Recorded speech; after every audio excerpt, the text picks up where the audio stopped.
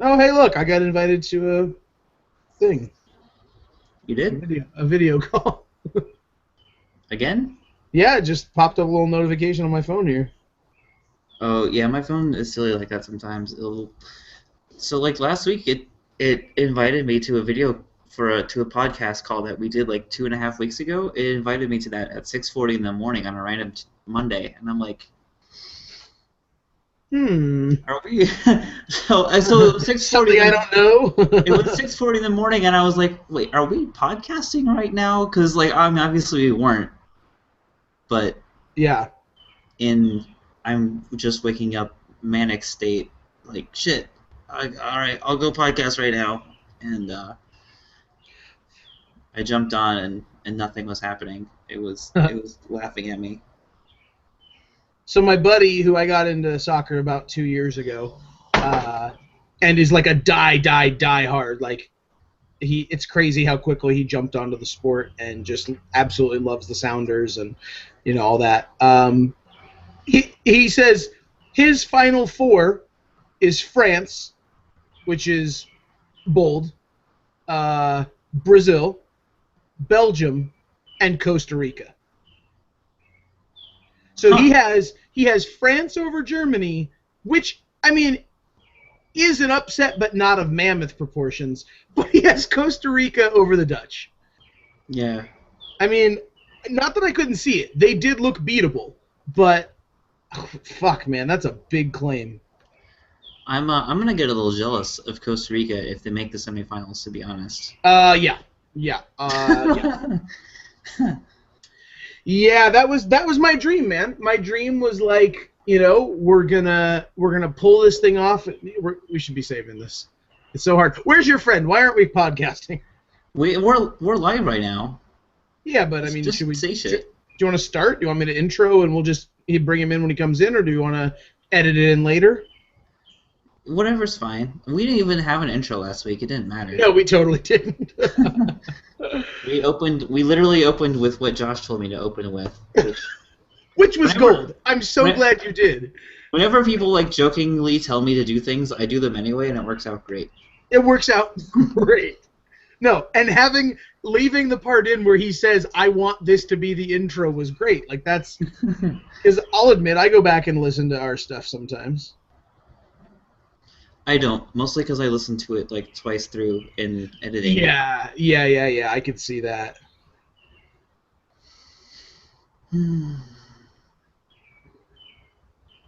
Oh, we finally got all those stats back. Cool. The uh, the one with Remy wasn't showing up all the stats from the first day, so it looked low on Podbean, but now they're back. Oh, good. So, um, Uh, Matt Doyle. I don't know if you've been on Twitter in the last hour, but Matt Doyle says if you're still in the day after USMNT doldrums, I can't recommend watching Rafa blow it for Mexico enough. It really, really picks me up. Matt Doyle's been getting a lot of shit on RMLS lately, by the way, and I think for good It's like reason. it's on the up climb, right? Like, I go ahead. Do you think it's for a good reason? Yeah, I do, because Let's hear it. he's very anti-Klinsman. I get that. I think more importantly, I feel like he might be getting some shit for being kind of clickbaity, but I legitimately think that he holds the opinions that he puts out. I don't think that he is one of the guys that's making controversial statements to get his point of view out there. I think he holds those controversial viewpoints. Yeah, no, he does, and there are certainly people on Twitter that made me pretty mad yesterday, and I just unfollowed them. That were basically like in my mind they were just trying to corner the hot soccer take market, Yeah. which uh, which makes me mad because they should know better. Well, give me an example. Let's call some people out. So, um, this one guy, I don't know his real name, but his Twitter handle is like Il Generale. He's a Fire fan. He started following me once I wrote that when I wrote that uh, Power Rankings of Sadness article where I ranked the 5 worst MLS Oh yeah, franchises, yeah. and the Fire were at the bottom. This is a great article. and thank you. And he was like, and he agreed with me about all the reasons I think the Fire were the worst. Um, so he was happy with me then, but I got unhappy with him yesterday because he was talking. It's not just that he was talking shit about how the U.S. played in the World Cup, which I guess you can do, because if you look at the overall, they won one, lost two, and drew one, and like that in a vacuum doesn't look great.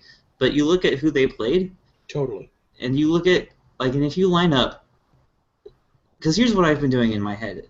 It's like if you line up the roster of the United States and how much those people make versus the roster of every team that they played and how much those guys make and the clubs that they are on, the United States should be the United States are underdogs in every game on that basis. They're hypothetically less talented than all those teams, and they showed themselves well. And there's also the Manaus factor, which I think was a little bit understated. Yeah. Because it's not just the whole having to play in 90-degree heat with 70% humidity. It's also they had to take these malaria and typhoid shots while going into the jungle, and those things kind of kill your body. Like no one. I have a couple of people who have been to the Amazon. My aunt and another friend of mine who's like, yeah, you feel pretty sick for like a week. And so they didn't look great again in the Portugal game, which is fine because I'm sure the Portuguese team didn't look great either. But then you have to go and play another game against Germany, and you're still feeling the effects of those shots because you're basically being handed like small portions of malaria and typhoid to prevent you yourself from getting the full-blown versions of those diseases, Right. And so you feel like shit playing against Germany, who's, a pretty good soccer team. And they're decent. I mean, and yeah, no shit, they lost 1-0. So yeah, and on top of that, especially Americans with our poor geography skills, Brazil doesn't look that big in the scheme of things until you overlay it onto a map of the U.S. and you realize, take everything that you just said between the jungle heat and humidity, malaria pills, and the fact that we're playing all these games in a row, and then add in the travel that, was the equivalent of, like, I feel like they said it's been 2 months since somebody made this comparison, but I feel like it was like the U.S. team is going to start in Houston, fly to Montreal, fly back to Houston, fly to Chicago, fly back to Houston, and then something a little bit closer. I can't remember exactly the comparison, but the distance between the base camp, Manaus, and where do we play? Was it Recife? Is that where we played after that? Recife, yeah. Yeah.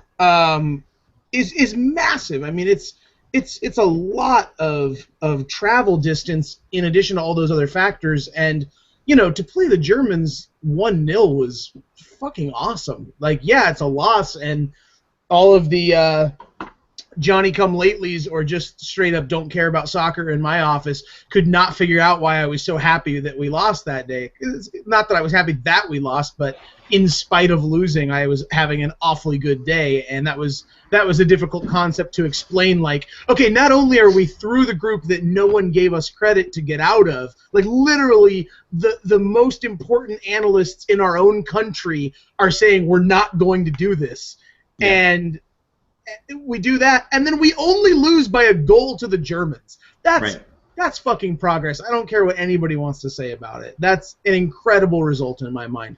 And playing Belgium the way that we did, as painful and as much, I mean, just like the Portugal game where it's like you can look at it and be like, fuck, we were so close. Like we were 30 seconds away from, from beating Portugal and moving on after 2 games and potentially winning the group. Who knows what happens in the next German game? I subscribe to chaos theory. If we beat Portugal, things change. Attitudes are different. We play different players. We rest different people. Who knows how that German game goes if we win?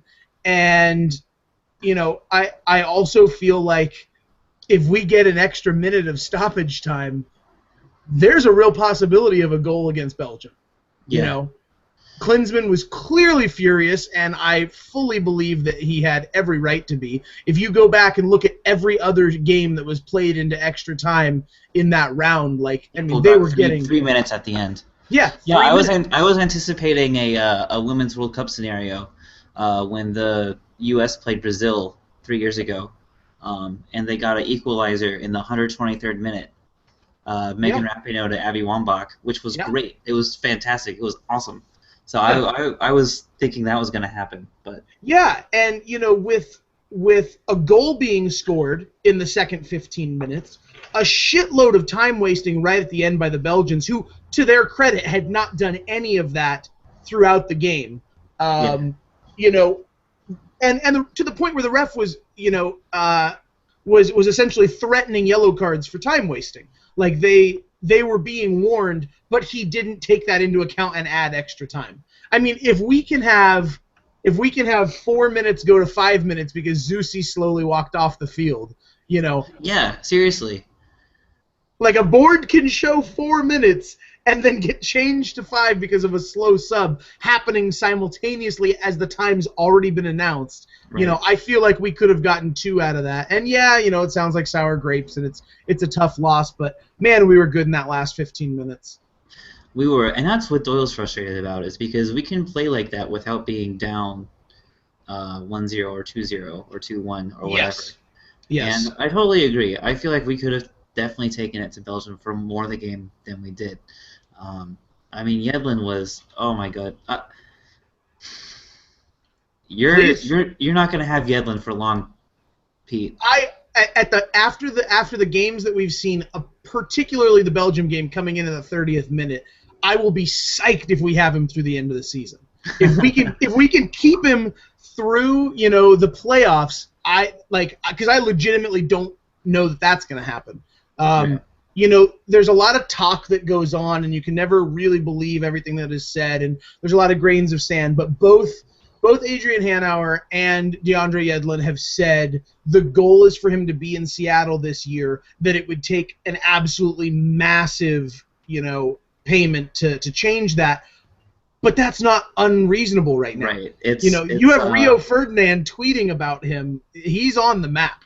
Yeah. It's a big deal. And yeah, there's some serious concern among the Sounders fan base that he's fielding calls right now that, he's going to be gone in the international window and that we are not going to even keep him. Now, to be honest, I think that the Sounders would be okay. We have depth this year like I can't believe, and we'll get to that obviously when we talk about the league games this week, if we talk about them at all. I'm not sure how much we're actually going to cover that, but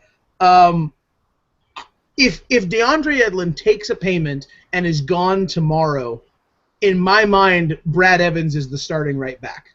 We are deeper at mid than we are at wingbacks and fullbacks, and I really think that in his absence, Brad Evans has locked down that position. Now, he stays at home more than Yedlin does, but he has good crosses. He'll throw an overlapping run. I think that we would be okay. It's just that, honestly, at this point, after the way that we saw him play in the Cup, I would like to see that happen now. If DeAndre Yedlin stays through the rest of the year, I'd like to put Brad Evans at right back and put Yedlin out on the wing. Let's do it. But he can play right back. I mean, he held Belgium for most of that game as a right back, which no one thought he was going to do. I didn't think he was going to do that. I saw him get torched to get by New England, and I thought Belgium has more pace than New England, but I guess not.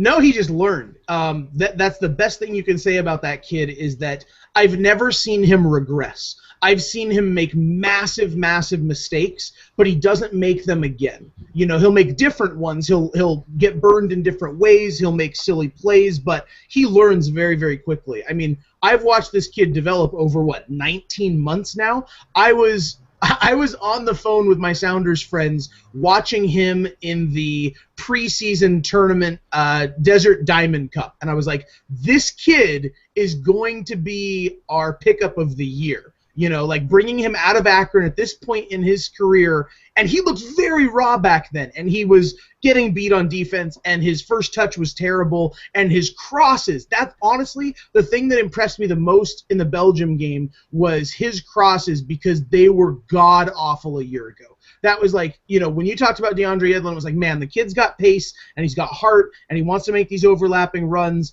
but he's really suspect on defense, and the only reason that he's doing, like, the reason he was starting last year is because he was so fast he could make up for the constant defensive mistakes he was making. But his crosses were terrible, and, his just kind of vision for the field was not great. And the amount that he's changed in a year is insane. Like, obviously just playing in the Cup is a big deal, but the way that he performed against the Belgians is just like, it's not the same kid. And I loved him a year ago. At that raw, just kind of like pacey talent, he was amazing. And now it's like, man, I feel like he's 25. Like, it's crazy how fast it happened. About this point last year, I compared him to a poor man's Andy Nahar. There you go. At this point, I think Andy Nahar is a poor man's DeAndre Yedlin. It's crazy how much, when DeAndre Yedlin first came on against Portugal a week and a half ago, I was only a week and a half ago. Good Lord! I know, right? I was flummoxed. I was like, we're putting on Yedlin? Really? Yeah. Oh, okay. And then he puts in a cross and where we score the almost game-winning goal. Yeah, at the time it's the go-ahead goal. And he plays great against Germany, and he plays fantastic against Belgium for 90 minutes, literally 90 minutes. And I'm sold. At the end of the Belgium game, I was all like, DeAndre Yedlin, and it was awesome. And there are a lot of great things about that. One of them being, he's one of those kids that we talk on and on and on about coming through the American soccer player development system. Because a lot of the young guys like Julian Green, Fabian Johnson, Timmy Chandler, Terrence Boyd, most of them did not come up through America, obviously. They came up elsewhere. And so having those guys play well for the national team is great, but it's not really indicative of how well our development system is going. With guys like Yedlin, there's an example. And yeah, another great thing, which is kind of weird, because usually the notion is if someone's going to pay a ridiculous amount for the 150 minutes that he played in the World Cup, it's not a great sample size, and teams shouldn't do this if they're being